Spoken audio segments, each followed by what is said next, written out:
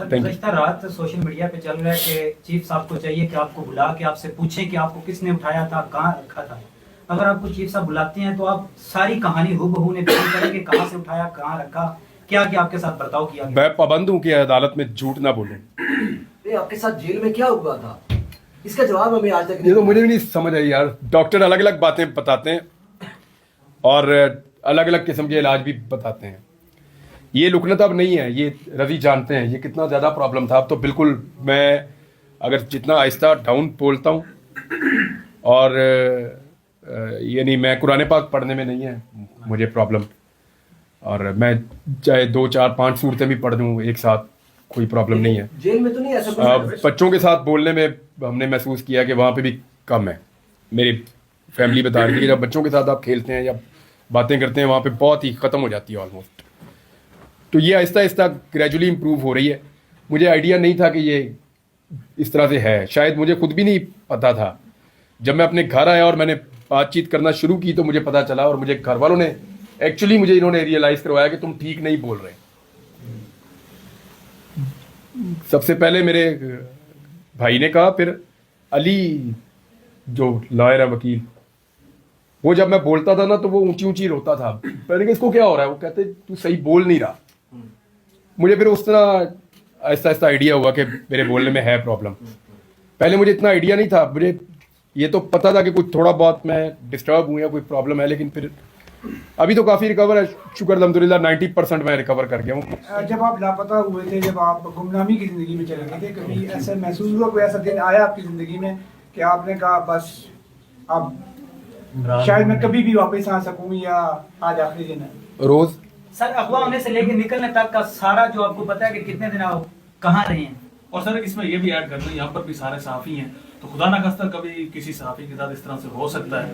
تو وہاں پر احوال جس طرح سے بھائی نے پوچھا, لیکن وہاں پر مین چیز جو ہے کہ کس طرح بندہ گھٹ سکتا ہے کسی اپنے پوائنٹ. اللہ نہ کرے کبھی کسی کو ایسی تکلیف سے گزرنا پڑے, اللہ نہ کرے. میری دعا ہے آپ سب کے لیے, اللہ کسی کو بھی ایسی تکلیف سے نہ گزارے. سر گزارا سب سے زیادہ جو چیز آپ کو یاد آئی وہاں پہ, تاج سیل کہیں, جیل کہیں, کچھ اور کہہ لیں, وہ ایسی کیا چیز تھی جو پرسنلی جو آپ کو یاد آئی؟ وہ 2 4 دن ہونا تو آپ کو 1 2 چیزیں یاد آتی ہیں. میں تو کوئی چیز بچی نہیں تھی جو یاد نہ آئی ہو. سب سے پہلے تو آپ کو اللہ یاد آتا ہے.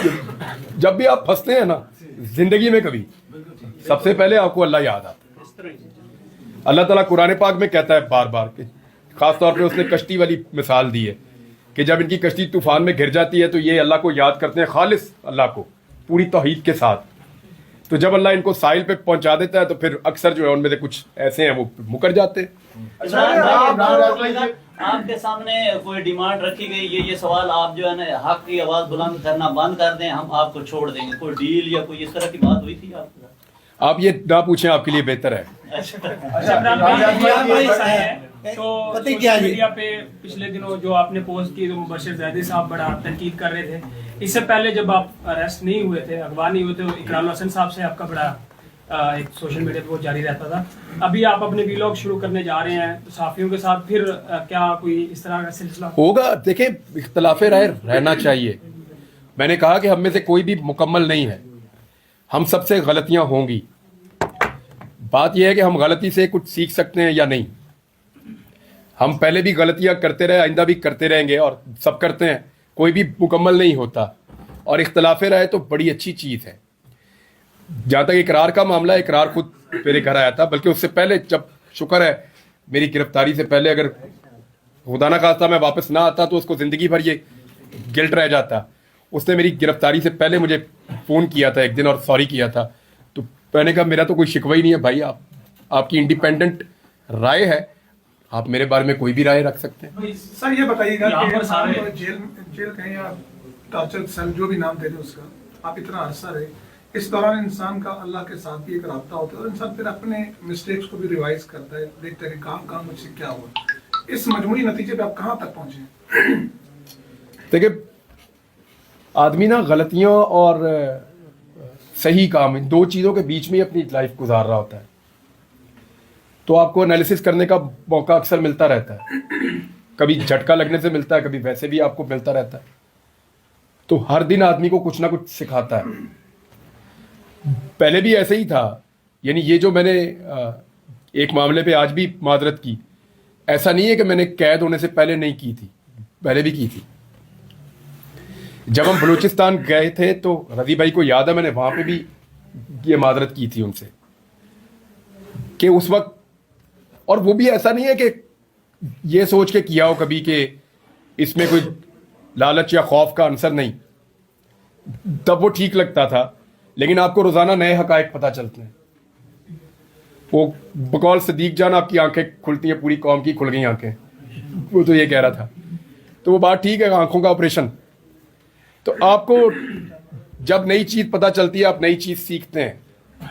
तो इसमें मैंने कई चीजों के ऊपर सीखा है, लेकिन सबसे जो बड़ी चीज है वो तन्हाई में आपको अल्लाह ताला बहुत कुछ ऐसा सिखाता है जो आपको वैसे कभी मौका नहीं मिलता।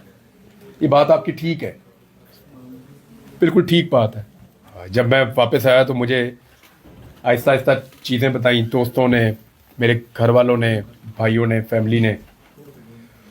वो ये बता रहे थे कि मीडिया से तो आप गायब ही हो गए थे, कोई बात ही नहीं करता था। वो लोग जो दिन भर बात करते थे फिर वो भी बात नहीं कर रहे थे। मजबूरी सबकी, किसी को भी ब्लेम नहीं किया जा सकता ऐसे माहौल में। लेकिन डिजिटल मीडिया ने दिखाया कि वो आवाज़ उठाते रहे, किसी न किसी फॉर्म में कहीं ना कहीं ज़ोर लगाते रहे। स्पेशली इस्लामाबाद के, अभी मैं आ रहा था तो मेरी वाइफ ने मुझे बताया कि एग्जैक्टली जिनका आपको शुक्रिया अदा करना चाहिए वो इस्लामाबाद के डिजिटल मीडिया वाले हैं, जिन लोगों ने बहुत आवाज़ उठाई।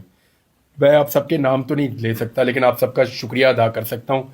और आप लोगों ने बड़ी मेहरबानी की कि उस वक्त जब अंधेरा भी बहुत था और आंधी भी बहुत तेज थी, तब भी आपने एक छोटा सा चिराग जलाया हुआ था, पूरा अंधेरा होने नहीं दिया कभी। यही बात मैं वकला से कह के आया हूँ कि उनसे मेरा इख्तलाफ कई बातों पे रहा, लेकिन इसके बावजूद काले कोर्ट ने अपनी लाज रखी है। उन्होंने हर लेवल पे इसकी मजम्मत की है कि जो गलत है वो गलत है। इसी तरह आप लोगों ने, हमारे आपस में इख्तलाफ तो हो सकते हैं पॉइंट ऑफ व्यू के ऊपर, और रहने चाहिए। अगर हम आपस में इख्तलाफ नहीं करेंगे फिर हम फारिग हैं, फिर हम कुछ भी नहीं कर सकेंगे। हमें ज़रूर इख्तलाफ करना होगा एक दूसरे के साथ, लेकिन जहाँ पे रूल ऑफ लॉ की बात आए, जहाँ पे हुकूक की बात आए, वहाँ पे हमें एक मौक़िफ़ रखना पड़ेगा। तो आप लोगों ने बड़ी मेहरबानी की, आप सबका मैं दिल से शुक्रिया अदा करता हूँ। और मैं स्पेशली इसी मकसद के लिए आया हूँ यहाँ इस्लामाबाद में। एक तो मुझे पता चला कल से नौरीन रो रही थी, मुझे दोस्तों ने बताया, तो वो भी एक एक्साइटमेंट थी कि चलो देखते हैं। दूसरा, मैं एक्चुअली काफ़ी दिनों से मैं सोच रहा था कि मैं जैसे ही थोड़ा सेट होता हूँ तो इस्लामाबाद जाके आप सबका शुक्रिया अदा करूँगा। और थोड़े दिन पहले अपने जो मनाजिर देखे ख़वातीन और बच्चों के साथ जो पुलिस ने टॉर्चर किया इस्लामाबाद में, वो मुझे लगा कि उनका हाल भी देखना चाहिए जाके। फिर मैंने वहाँ जाना भी मुनासिब समझा।